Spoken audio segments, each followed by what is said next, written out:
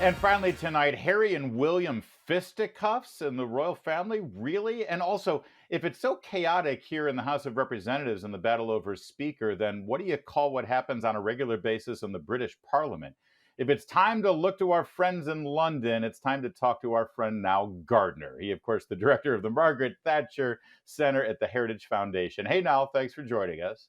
It's great to be here, Larry. Thanks very much.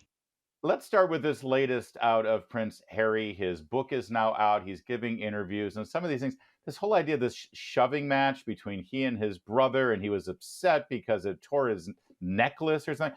I Pardon me now, but if he really wants to see some violence between brothers in the royal family, he should read Richard III, maybe.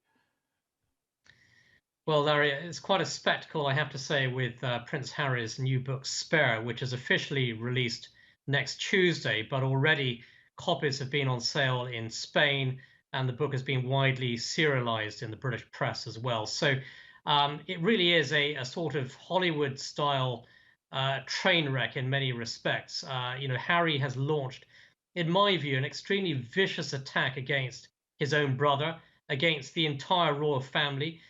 Practically everybody in the royal family is under attack in Harry's book, and I Yeah. do think that Harry and Meghan really have become massive pariahs, frankly, in Britain and no doubt across most of the world.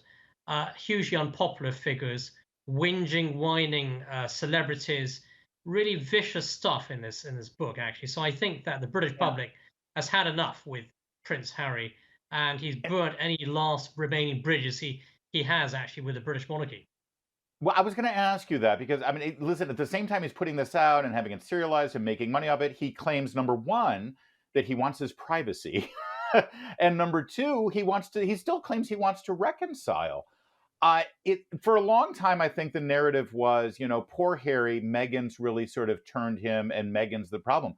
But at what point does one step up and say, no, actually, Harry's part of the problem here too, if not the problem as well? Yeah, great points. I think both Harry and Meghan are at fault here, and clearly, Meghan Markle has had a long-term campaign to undermine the monarchy. Prince Harry has willingly joined that campaign. In fact, so I think they equally share the blame for what is going on at the moment. It's very vindictive.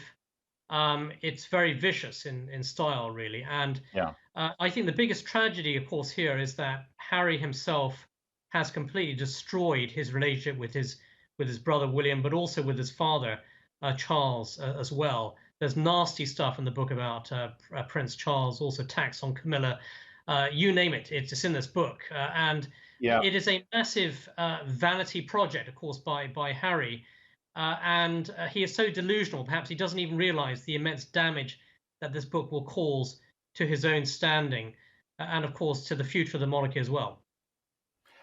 While I've got you now, I mean, you are the director of the Margaret Thatcher Center there at Heritage Foundation. You keep an eye on British politics.